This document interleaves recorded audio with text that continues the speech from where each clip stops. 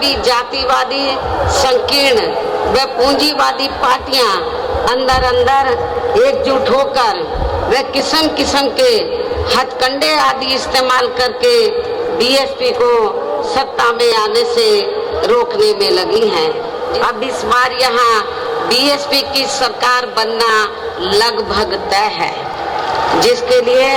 Party के लोगों को अभी से ही यहाँ सभी विरोधी पार्टियों के साम दाम दंड भेद आदि हथकंडों से भी जरूर सावधान रहना है। हमारी पार्टी को नुकसान पहुंचाने के लिए या खासकर जातिवादी मीडिया या फिर बीएसपी के विरुद्ध प्रायोजित किया गया मीडिया भी बीएसपी की स्थिति को जानबूझकर काफी कमजोर करके दर्शाता रहेगा। लोग ये कहते हैं कि बीएसपी कहीं पिक्चर में नजर नहीं आ रही है। मेरे ख्याल अभी तक पिछले कई महीनों में जितने प्रोग्राम कांग्रेस ने, सपा ने, बीजेपी ने किए हैं, जितनी भीड़ उनके प्रोग्राम में अभी तक आई है उससे कई गुना भीड़ आज बीएसपी के अकेले एक प्रोग्राम में आप लोगों को देखने के लिए मिल रही है।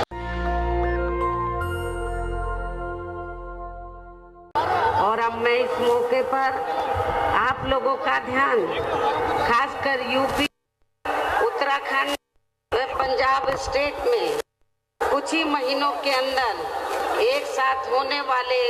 विधानसभा चुनाव को विशेष ध्यान में रखकर कुछ जरूरी बातों की तरफ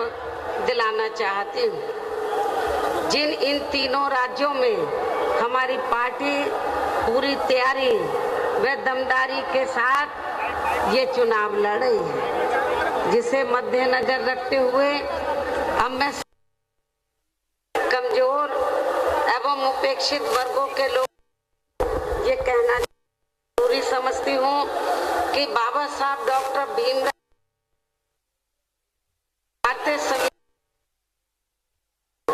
विशेषकर इन वर्गों के लोगों को ये कहा था कि मैंने काफी संघर्ष एवं अथक प्रयासों से अपने इन वर्गों के लोगों को जिंदगी के हर पहलू में आगे बढ़ने के लिए भारतीय संविधान में कानूनी अधिकार तो जरूर दिला दिए हैं, लेकिन उनका सही व पूरा लाभ लेने के लिए इन्हें केंद्र व राज्यों की भी राजनीतिक सत्ता की मास्टर चाबी खुद अपने हाथों में लेनी होगी, जिसे ध्यान में रखकर ही फिर मान्यवर श्री कांशीराम जी ने इनके जन्मदिन के शुभ अवसर पर दिनांक 14 अप्रैल सन 1984 को इन वर्गों के लोगों को बीएसपी के नाम पर अलग से अपना एक राजनीतिक मंच दिया है। और जब आबादी के हिसाब से देश के सबसे बड़े प्रदेश यूपी में इन वर्गों के लोगों ने अपर कास्ट समाज में से खासकर समता मूलक समाज व्यवस्था में विश्वास रखने वाले लोगों को भी साथ में लेकर अपनी इस पार्टी को मजबूत किया, तो तब फिर हमें यहाँ अपनी पार्टी के नेतृत्व में एक बार नहीं बल्कि 4 बार सरकार बनाने का मौका मिला है। और इस दौरान वैसे तो हमने यहाँ सर्व समाज के हितों का पूरा ध्यान रखा है, लेकिन सभी मामलों में प्राथमिकता पहले हमने यहाँ सर्व समाज में से उन गरीब, कमजोर एवं उपेक्षित वर्गों के लोगों को दी है, जिनकी यहाँ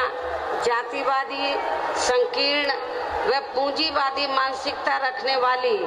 पार्टियों की रही सरकारों में काफी ज्यादा उपेक्षा की गई है। साथ ही इनकी सरकारों में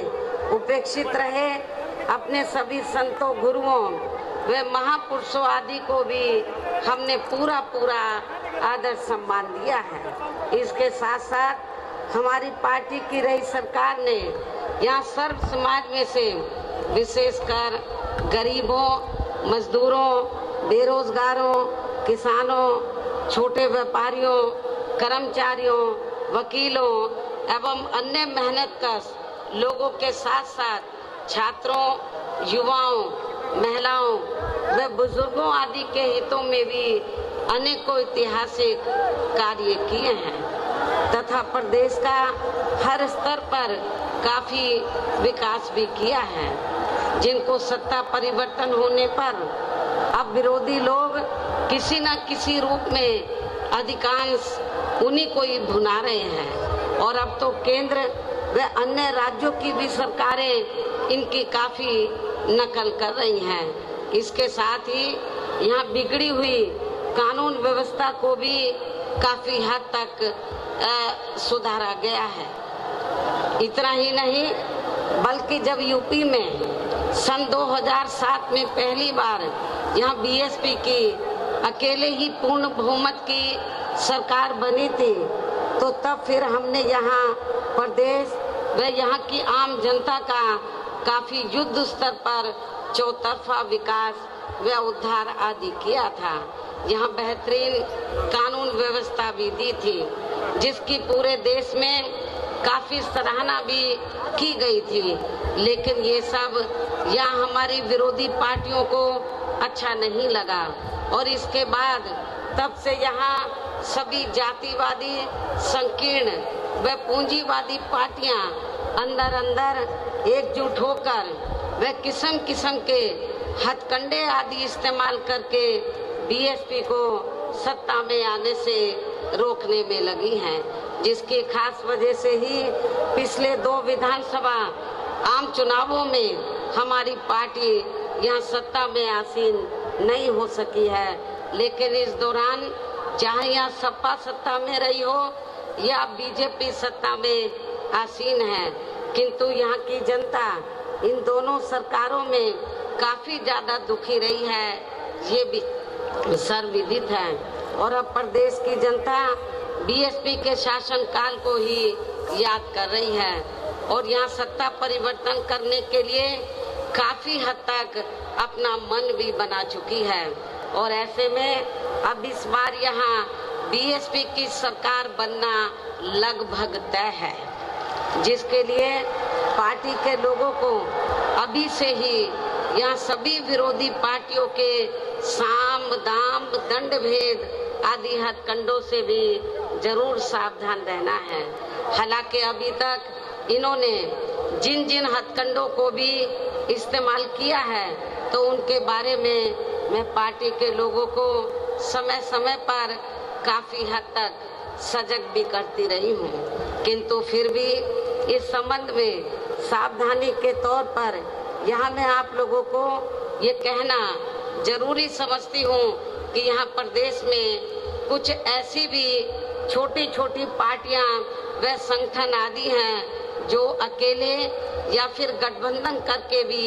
ये चुनाव लड़ सकते हैं, जिनका मकसद कोई चुनाव जीतना नहीं होता है बल्कि अपने स्वार्थ में पर्दे के पीछे से खासकर सत्ताधारी पार्टी को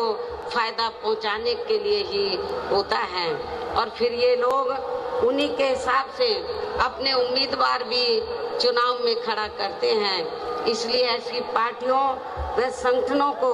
अपनी जात बरादरी व रिश्ते नातों आदि के भी चक्कर में पड़कर इन्हें अपना वोट देकर कतई भी खराब नहीं करना है, वरना फिर से यहाँ बीजेपी सत्ता में वापस आ सकती है। इसके साथ ही प्रदेश में एक पार्टी तो ऐसी भी है जो दूसरी पार्टियों के स्वार्थी व टिकटार्थी किस्म के लोगों को अपनी पार्टी में शामिल करा के अपने कुनबे व परिवार आदि को बढ़ाने में लगी रहती है, जिसके शासन काल में यहाँ की जनता खासकर कानून व्यवस्था के मामले में काफी ज्यादा दुखी रही है। ऐसी पार्टी के बहकावे में भी आप लोगों को कतई भी नहीं आना है। इसके साथ ही चुनाव घोषित होने से कुछ समय पहले वे वोट पड़ने तक भी हमारी पार्टी को नुकसान पहुंचाने के लिए या खासकर जातिवादी मीडिया या फिर बीएसपी के विरुद्ध प्रायोजित किया गया मीडिया भी बीएसपी की स्थिति को जानबूझकर काफी कमजोर करके दर्शाता रहेगा, जिससे भी पार्टी के लोगों को बिल्कुल भी गुमराह नहीं होना है। और इस संबंध में हम जल्दी ही मुख्य चुनाव आयोग को भी एक चिट्ठी लिखेंगे कि किसी भी स्टेट में जब विधानसभा आम चुनाव का समय 6 महीने रह जाए तो तब से लेकर वोट पड़ने तक सभी एजेंसी के सर्वे पर रोक लगनी चाहिए, ताकि उसकी आड़ में जो कुछ एजेंसी का धंधा चल रहा है तो वे बंद हो जाए तथा फिर चुनाव भी प्रभावित ना हो सके। जैसे आप लोगों को ये मालूम है कि बंगाल में जब विधानसभा का आम चुनाव चल रहा था तो वहाँ पर रिजल्ट आने से पहले तो सर्वे वाले तो ममता बनर्जी को बहुत पीछे दिखा रहे थे, लेकिन जब रिजल्ट आया तो उल्टा आया और जो सत्ता के सपने देख रहे थे तो वो उनका सपना चकनाचूर हो गया और ममता बनर्जी तो भारी बहुमत से वहाँ सत्ता में पुनः वापस आ गई। इसलिए आप लोगों को ये जो सर्वे वगैरह है इनके बहकावे में कतई नहीं आना है। इतना ही नहीं बल्कि अब तो चुनाव के नजदीक बीजेपी की केंद्र व यूपी की सरकार यहाँ अपनी पार्टी के पक्ष में हवा बनाने के लिए जिस प्रकार से सरकारी मशीनरी का इस्तेमाल कर रही है ये भी किसी से छिपा नहीं है। हो सकता है कि जब इससे भी इनका काम चलने वाला नहीं है तो तब फिर ये पार्टी आखिर में इस चुनाव को किसी भी मामले में हिंदू मुस्लिम सांप्रदायिक रंग देकर तथा उसकी आड़ में भी राजनीतिक फायदा उठाने का पूरा प्रयास कर सकती है। उसे भी ध्यान में रखकर आपको ये चुनाव लड़ना है।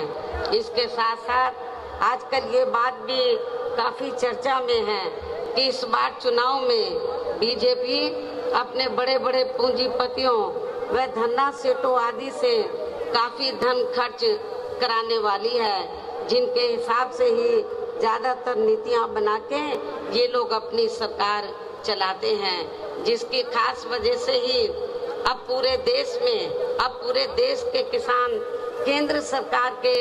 बनाए गए तीनों कृषि कानूनों को लेकर अभी तक भी काफी आक्रोशित व आंदोलित भी हैं और अब तो आंदोलित किसानों का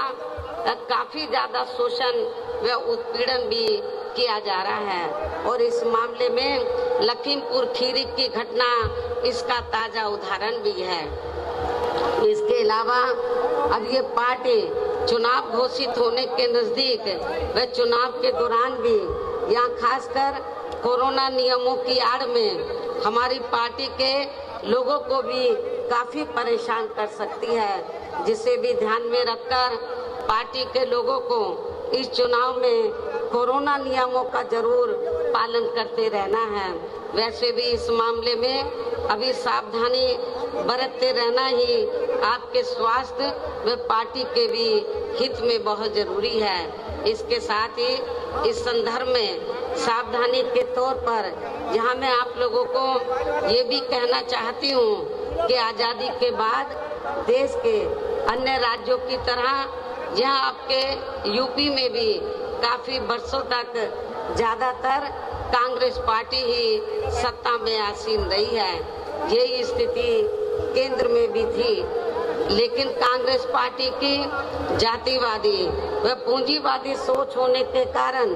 उस समय कांग्रेस पार्टी की रही सरकार में सभी जाति व धर्मों में से जो लोग अपने खुद के इस प्रदेश में रोटी रोजी नहीं मिलने के कारण उसकी तलाश में व मजबूरी में यहाँ से बड़ी संख्या में अपनी रोटी रोजी के लिए पलायन करके दूसरे राज्यों में चले गए थे। तो उनमें से इस बार अधिकांश लोग कोरोना काल में वहाँ से पलायन करके फिर से अपने खुद के प्रदेश यूपी में वापस आ गए थे और लगभग यही स्थिति कुछ और राज्यों में भी हमें देखने के लिए मिली है।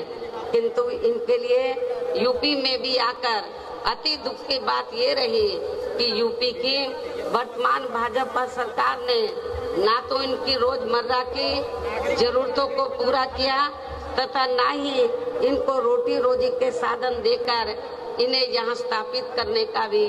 कोई प्रयास किया है, जिससे दुखी होकर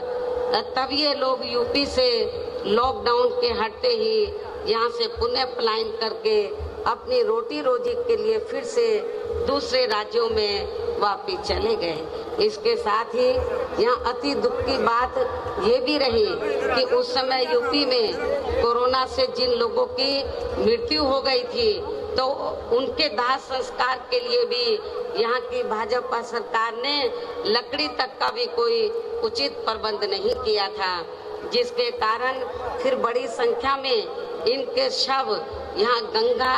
यमुना, नदी नालों आदि में बहते हुए हमें नजर आए हैं। इससे इनके संस्कारों का भी काफी कुछ पता चलता है। इतना ही नहीं बल्कि उस दौरान इनके प्रति अन्य पार्टियों का भी रवैया लगभग एक जैसा ही हमें देखने के लिए मिला है। और इस मामले में वैसे आप लोगों को ये मालूम है कि खासकर यूपी व बिहार के जो गरीब एवं बेरोजगार लोग अपनी रोटी रोजी के लिए बड़ी संख्या में दिल्ली व महाराष्ट्र के मुंबई में जाकर बस गए थे, तो ये लोग कोरोना काल में वहाँ की सरकारों की रही अनदेखी की वजह से ज्यादातर पलायन करके वापिस अपने मूल प्रदेश यूपी व बिहार में आ गए थे, जबकि महाराष्ट्र में तो वहाँ शिवसेना, कांग्रेस व एनसीपी की मिलीजुली सरकार चल रही थी, जिन्होंने ऐसे समय में भी इनके वहाँ ठहरने व खाने आदि की कोई भी उचित व्यवस्था नहीं की थी। और अब इन पार्टियों के लोग यहाँ यूपी में होने वाले विधानसभा चुनाव में अपने वोट की खातिर किस्म किस्म की लंबी चौड़ी बातें कर रहे हैं। इसके साथ साथ उस समय ओबीसी की पार्टी ने भी यहाँ यूपी में आकर ऐसे आए हुए लोगों में से अपने खुद के मुस्लिम भाइयों की भी कोई मदद नहीं की थी, जो अब यहाँ आकर खासकर मुसलमानों का वोट लेने के लिए काफी बड़ी बड़ी बात कर रहे हैं। और इस मामले में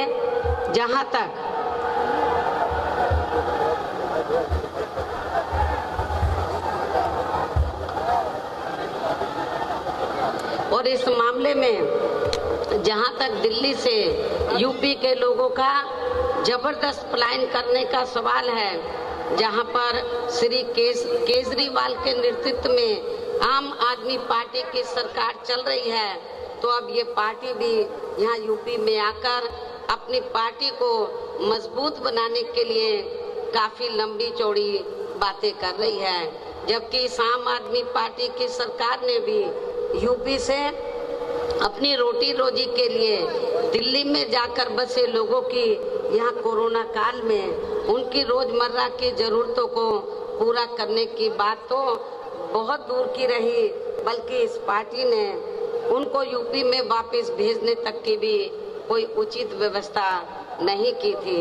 लेकिन सोचने की बात यह है कि अब यही आम आदमी पार्टी यहाँ यूपी में होने वाले विधानसभा चुनाव में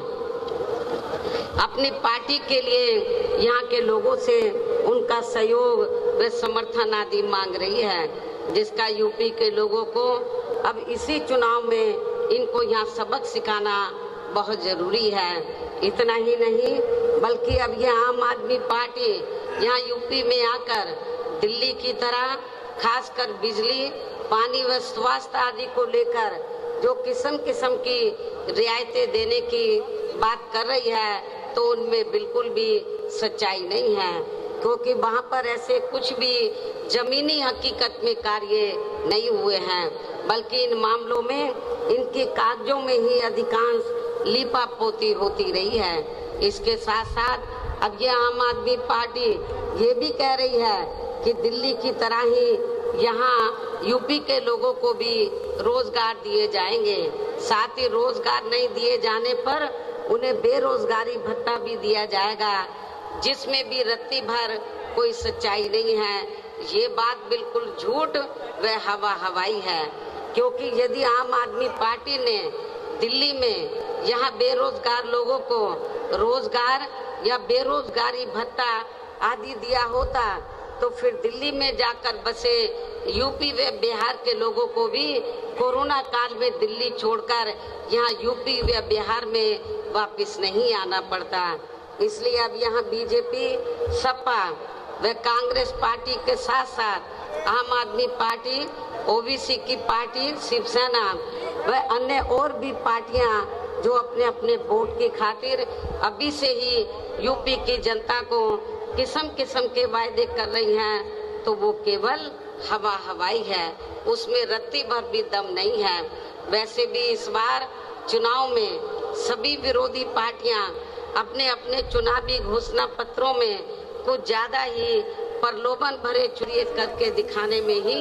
ज्यादा विश्वास रखती है और इस मामले में बीएसपी का यहाँ 4 बार का राज शासनकाल इसका खास सबूत है। इसलिए इन सब बातों को ध्यान में रखकर प्रदेश की जनता को अब चुनाव में विरोधी पार्टियों के किसी भी बहकावे में नहीं आना है। जिनका यहाँ के लोगों के प्रति असली चेहरा खासकर कोरोना काल में हमें काफी कुछ देखने के लिए मिला है, जिसे खास ध्यान में रखकर अब हमारी पार्टी का ये कहना है कि बीएसपी की सरकार बनने पर इस बार सबसे ज्यादा जोर हमारी पार्टी यहाँ के गरीब व बेरोजगार नौजवानों को रोटी रोजी के साधन उपलब्ध कराने पर ही लगाएगी, ताकि अब आगे इनको अपनी रोटी रोजी के लिए यहाँ अपने खुद के प्रदेश यूपी से कभी भी पलायन ना करना पड़े। और इस बार चुनाव में हमारी पार्टी का यही मुख्य चुनावी मुद्दा भी होगा। इसके साथ ही यूपी में हमारी पार्टी की रही चारों सरकारों ने यहाँ सर्व समाज में से खासकर दलितों, आदिवासियों, पिछड़े वर्गों, मुस्लिम व अन्य धार्मिक अल्पसंख्यकों तथा गरीबों, मजदूरों, बेरोजगारों, किसानों, छोटे व्यापारियों, कर्मचारियों, वकीलों व अन्य मेहनतकश लोगों के साथ साथ छात्रों, युवाओं, महिलाओं व बुजुर्गों आदि के हित एवं कल्याण के लिए जो भी योजनाएं व परियोजनाएं आदि चलाई थी, जिन्हें सपा व भाजपा सरकार ने अधिकांश रोक दिया है, तो उन्हें फिर से शुरू किया जाएगा। साथ ही प्रदेश में बिजली, पानी, स्वास्थ्य व अन्य रोजमर्रा की सभी जरूरतों को भी समय से पूरा किया जाएगा। इसके साथ साथ प्रदेश में खासकर शिक्षा के क्षेत्र में तथा अन्य और विभागों के भी कर्मचारी जो आए दिन अपनी मांगों को लेकर धरना प्रदर्शन व हड़ताल आदि करते रहते हैं, तो उन सभी मामलों को निपटाने के लिए एक आयोग का गठन किया जाएगा और उनकी वाजिब मांगों को स्वीकार भी कर लिया जाएगा। साथ ही प्रदेश के जो भी क्षेत्र अति पिछड़े हैं, तो उन्हें प्राथमिकता के आधार पर विकसित किया जाएगा। इसके साथ साथ डॉक्टर अंबेडकर ग्राम विकास योजना एवं मान्यवर श्री काशीराम जी शहरी समग्र विकास योजना को भी पुनः चालू करा के यहाँ गांवों व शहरों को फिर से विकसित किया जाएगा, जिनकी हालत अब यहाँ काफी ज्यादा खराब हो चुकी है। प्रदेश में अयोध्या, वाराणसी, मथुरा व अन्य सभी धार्मिक स्थलों पर लोगों की सुविधा के लिए बीएसपी की सरकार के पद चिन्हों पर चलकर वर्तमान भाजपा सरकार ने अभी तक जो भी कार्य शुरू किए हैं, तो वे अभी पूरे नहीं हुए हैं, तो उन्हें बदले की भावना से रोका नहीं जाएगा, बल्कि पूरा कराया जाएगा। इसके अलावा प्रदेश में सरकार बनने पर पहले नए हॉस्पिटल, मेडिकल कॉलेज एवं शिक्षण संस्थान आदि नहीं बनाए जाएंगे, बल्कि पहले से जो बने हैं, जिनकी काफी दयनीय हालत हमें कोरोना काल में देखने के लिए मिली है, तो उन्हें पहले सुधारा जाएगा। इसी प्रकार प्रदेश में सड़कें व पुल आदि भी नए बनाने से पहले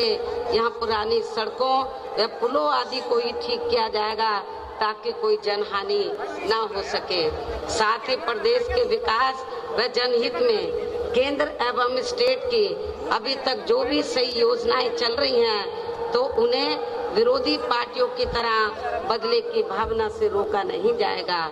इसके साथ ही सपा व भाजपा सरकार की तरह दूसरी सरकारों के किए गए कार्यों के नाम बदलकर ये भी नाटक नहीं किया जाएगा। कहने का तात्पर्य ये है कि प्रदेश में सपा व भाजपा सरकार के सभी कार्यों की ईमानदारी से समीक्षा की जाएगी। जो कार्य सही व जनहित में है तो उन्हें जरूर आगे बढ़ाया जाएगा, अर्थात रोका नहीं जाएगा। इसके अलावा मेरी सरकार में वर्तमान भाजपा सरकार की तरह कानून व्यवस्था का सुधार केवल कागजों व मीडिया आदि में नहीं बल्कि जमीन पर ही लोगों को हकीकत में होता हुआ नजर आएगा। खासकर सपा सरकार में जो गुंडे, बदमाश व माफिया आदि खुलेआम जनता का शोषण व उत्पीड़न आदि करते हैं तो वे मेरी सरकार में आपको जेल के बाहर नहीं बल्कि जेल की सलाखों के अंदर ही नजर आएंगे, जहां उनकी असली जगह होनी चाहिए। इस प्रकार से प्रदेश में सर्वजन हिताय व सर्वजन सुखाय के लिए जहां हर स्तर पर प्रदेश की पूरी तस्वीर बदल दी जाएगी। इतना ही नहीं बल्कि आज मैंने प्रदेश व आम जनहित में जो कुछ भी कहा है और इससे पहले पिछले महीने दिनांक 7 सितंबर को प्रबुद्ध वर्ग के हुए समापन कार्यक्रम के दौरान भी जो कुछ भी कहा है तो ये सभी कार्य यहाँ बीएसपी की सरकार बनने पर बिना पक्षपात एवं भेदभाव आदि के ही समय से पूरे किए जाएंगे। और इस मामले में विशेषकर किसानों, गरीब व कमजोर एवं असहाय लोगों की तथा यहाँ सर्व समाज में से बेरोजगार लोगों की भी समस्याओं को दूर करने की तरफ विशेष ध्यान दिया जाएगा। साथ ही सर्व समाज में से ब्राह्मण समाज की भी सुरक्षा, सम्मान एवं तरक्की आदि के साथ साथ यहाँ धार्मिक अल्पसंख्यक समाज में से मुस्लिम समाज के भी विकास एवं उत्थान व उनके जान माल आदि की सुरक्षा को भी लेकर पार्टी ने अभी तक जो कुछ भी कहा है तो उन पर हमारी सरकार द्वारा पूरी ईमानदारी व निष्ठा से जमीनी हकीकत में कार्य किया जाएगा तथा यहाँ की जनता को किसी भी मामले में निराश नहीं होने दिया जाएगा। वैसे भी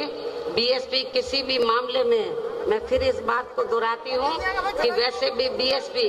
किसी भी मामले में जो कहती है तो उस पर सही से अमल भी करके दिखाती है। यही बीएसपी की खास पहचान भी है। लेकिन इस मामले में सावधानी के तौर पर यहाँ मैं ये भी कहना चाहूँगी कि यदि यूपी की वर्तमान भाजपा सरकार ने यहाँ की जनता के प्रति अपनी जिम्मेवारी को पूरी ईमानदारी व निष्ठा से निभाया होता तो अब यहाँ विधानसभा के आम चुनाव होने के नजदीक यूपी की सरकार के साथ साथ माननीय प्रधानमंत्री जी व अन्य और केंद्रीय मंत्रियों एवं नेताओं आदि को भी यूपी की जनता को लुभाने के लिए अब यहाँ थोक के भाव में ताबड़तोड़ शिलान्यास, घोषणाएं व कच्चे कार्यों का भी उद्घाटन आदि नहीं करना पड़ता। प्रतिमाएं लगाने व यूनिवर्सिटी आदि के भी नाम बेमन होकर नहीं रखने पड़ते, जबकि वास्तव में ये सभी कार्य बहुत पहले ही पूरे हो जाने चाहिए थे, जिनका अब सरकार के लोगों को यहाँ शिलान्यास नहीं बल्कि लोकार्पण व उद्घाटन आदि ही करना पड़ता। इसी प्रकार अब चुनाव होने के नजदीक इनको उन जाति के विधायकों को भी काफी दुखी मन से मंत्री आदि बनाना पड़ा है, जो जातियां इनकी कार्यशैली से काफी नाराज चल रही थी, जिससे भी इनको अब कोई खास लाभ मिलने वाला नहीं है। ऐसे में अब प्रदेश की जनता यूपी व केंद्र सरकार के भी आसानी से बहकावे में आने वाली नहीं है। और अब मेरा यही कहना है कि यदि आप लोग मेरी इन सब बातों को ध्यान में रखकर तथा हर प्रकार की सावधानी बरतते हुए ये चुनाव लड़ते हैं तो फिर इस बार यहाँ बीएसपी की सरकार को बनने से कोई भी ताकत रोक नहीं पाएगी। अर्थात फिर यहाँ बीएसपी की सरकार जरूर बनेगी और ऐसा हो जाने पर फिर यही आज पार्टी के लोगों की मान्यवर श्री कांशीराम जी के प्रति सच्ची श्रद्धा भी होगी। इस उम्मीद के साथ ही मैं आप लोगों को पार्टी के आगे के प्रोग्राम के बारे में ये भी बताना चाहती हूँ कि इसी महीने दिनांक 21 अक्टूबर सन 2021 से प्रदेश की प्रत्येक विधानसभा में उसके सभी सेक्टरों व पोलिंग बूथों आदि की बनी कमेटियों के सभी पदाधिकारियों को यहाँ विधानसभा चुनाव को खास ध्यान में रखकर उन्हें कैडर के जरिए हर स्तर पर तैयार व सजग करने का कार्य युद्ध स्तर पर पूरे प्रदेश में शुरू किया जाएगा और ये कार्य पूरा होने पर फिर जरूरत अनुसार ही आगे का कार्यक्रम बनाया जाएगा। इसके साथ ही प्रत्येक विधानसभा वार कैडर का ये कार्य पार्टी के केवल पूरे मंडल को देख रहे मुख्य सेक्टर प्रभारियों व पार्टी के स्टेट एवं केंद्रीय वरिष्ठ पदाधिकारियों द्वारा ही लिया जाएगा। इतना ही नहीं बल्कि आपकी मदद के लिए पिछले महीने 7 सितंबर को वे आज 9 अक्टूबर को भी मैंने खासकर यहाँ यूपी में होने वाले विधानसभा चुनाव को ध्यान में रखकर जो भी जरूरी बातें आप लोगों के सामने रखी हैं तो उन्हें बुकलेट के जरिए भी हर विधानसभा में वहाँ के लोगों तक जरूर पहुँचाया जाएगा। और इस मामले में मैं ये भी कहना चाहूँगी, यदि मुझे ये लगा कि आप लोग मेरे आज दिए गए इस आदेश व निर्देश का सही से पालन नहीं कर पा रहे हैं तो फिर मैं जरूरत महसूस होने पर पार्टी हित में प्रदेश की किसी भी विधानसभा में जाकर खुद उसका निरीक्षण भी कर सकती हूँ। इसलिए आपको ये कार्य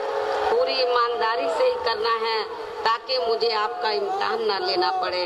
इसके साथ साथ यहाँ मैं ये भी कहना चाहती हूँ कि इसी पैटर्न पर चलकर उत्तराखंड व पंजाब स्टेट में भी पार्टी के लोग ये कार्य 21 अक्टूबर से ही शुरू करेंगे।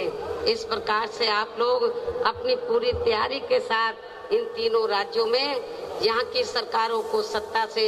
जरूर बाहर करेंगे। अर्थात आप लोग उत्तर प्रदेश में व इससे लगे उत्तराखंड प्रदेश में भी अपनी पार्टी की सर्वजन हिताय व सर्वजन सुखाय की सरकार जरूर बनाएंगे। साथ ही पंजाब स्टेट में भी बीएसपी व अकाली दल गठबंधन की श्री सुखबीर सिंह बादल जी के नेतृत्व में यहाँ भी अपनी सरकार जरूर बनाएंगे। के साथ ही हम मान्यवर श्री कांशीराम जी की पुण्यतिथि के मौके पर केंद्र की सरकार से इनको भारत रत्न की उपाधि से सम्मानित करने की भी जोरदार और इसके लिए इनसे ये विशेष आग्रह करती हूँ। हालांकि इस मामले में हमें ये मालूम है कि केंद्र में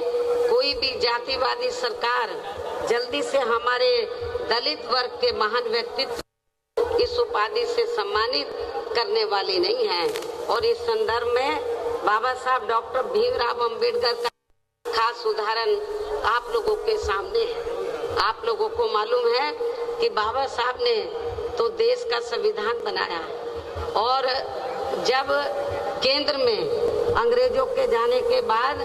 कांग्रेस सत्ता में आई, राज्यों में भी रही, तो कांग्रेस की जिम्मेवारी बनती थी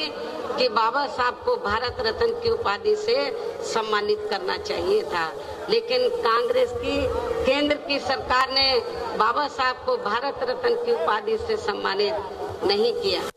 और हुआ हमारे लोग इसके लिए काफी संघर्ष करते रहे, लेकिन सफलता नहीं मिली क्योंकि कांग्रेस पार्टी नहीं चाहती थी कि दलितों को और खासकर बाबा साहब को ये सम्मान मिले। उसके बाद जब बीएसपी बनी और 1989 में जब केंद्र में जनता दल की सरकार बनी श्री बीपी सिंह के नेतृत्व में और कांग्रेस सत्ता से बाहर हुई और मिली जुली सरकार बनी तो श्री उस समय हमारी पार्टी के 3 MP जीत कर आए थे। मैं खुद भी जीत कर आई थी 1989 में बिजनौर से। तो मैं श्री सिंह जी ये चाहते थे कि हम लोग सरकार में शामिल हो जाएं। हमने श्री BP सिंह को ये कहा कि हमें कोई मंत्री देंगे, हम केवल 2 ही आपसे मांग कर रहे हैं। एक तो बाबा साहब को भारत रत्न की उपाधि से सम्मानित किया जाए और दूसरा मंडल कमीशन की रिपोर्ट लागू की जाए। तो श्री BP सिंह जी ने हमारी बात को मान लिया और श्री BP सिंह जी की सरकार में ही बाबा साहब को भारत रत्न की उपाधि से सम्मानित किया गया और पिछड़े वर्ग की मंडल कमीशन की रिपोर्ट लागू हुई। लेकिन ये बीजेपी को उस समय अच्छा नहीं लगा, जो आज जनगणना का भी विरोध कर रहे हैं OBC का, और उन्होंने श्री BP सिंह की सरकार ज्यादा दिन नहीं चलने दी और उनकी सरकार गिर गई। इसलिए अब चाहे ये पार्टी अर्थात कांग्रेस पार्टी, इसलिए कांग्रेस ने यदि ऐसा किया होता तो आज कांग्रेस की हालत ऐसी नहीं होती। इसलिए अब चाहे ये पार्टी अर्थात कांग्रेस पार्टी दलित को किसी भी स्टेट का मुख्यमंत्री व देश का प्रधानमंत्री तथा पार्टी का हेड भी क्यों ना बना दे, तो भी दलित वर्ग के लोग बाबा साहब का ये अपमान भूलने वाले नहीं हैं। इसके साथ ही पिछड़े वर्ग के व्यक्ति को भी ये सभी महत्वपूर्ण पदों पर भी क्यों ना रख लें, तो भी इस वर्ग के लोग कांग्रेस को जल्दी से माफ करने वाले नहीं हैं, जिसने केंद्र में अपनी सरकार के रहते हुए इनकी मंडल कमीशन की रिपोर्ट को लागू नहीं किया था। इसी प्रकार अब कांग्रेस पार्टी किसानों के मुद्दे की आड़ में खासकर सिख समाज को लुभाने के लिए कितनी भी नाटकबाजी क्यों ना कर ले, तो भी देश में सिख समाज के लोग कांग्रेस के राज में हुए सिख दंगों को आसानी से भुलाने वाले नहीं हैं। संक्षेप में अब मेरा यही कहना है कि केंद्र में जब तक जातिवादी सरकारें चलती रहेंगी, जातिवादी मानसिकता वाली सरकारें चलती रहेंगी, तो तब तक यहाँ दलित वर्ग के महान व्यक्तित्व को आसानी से भारत रत्न की उपाधि से सम्मानित नहीं किया जाने वाला है। लेकिन फिर भी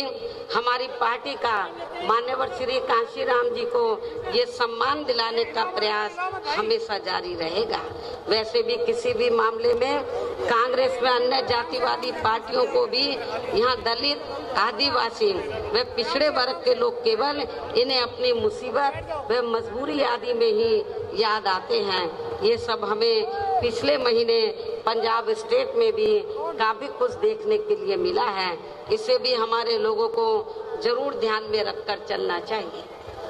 इन्हीं जरूरी बातों के साथ ही अब मैं मान्यवर श्री कांशीराम जी की प्रतिमा पर अपने श्रद्धा सुमन अर्पित करती हूँ तथा मेरे बाद यहाँ भारी संख्या में आप ये देखो चारों तरफ भीड़ ही भीड़ है और जितने लोग अंदर हैं इससे काफी ज्यादा लोग बाहर भी हैं। तो आप लोग अपने खुद के साधनों से चलकर, तो कल से आप लोग इधर आए हुए हैं। आपको जब मालूम पड़ा कि मान्यवर श्री कांशीराम जी की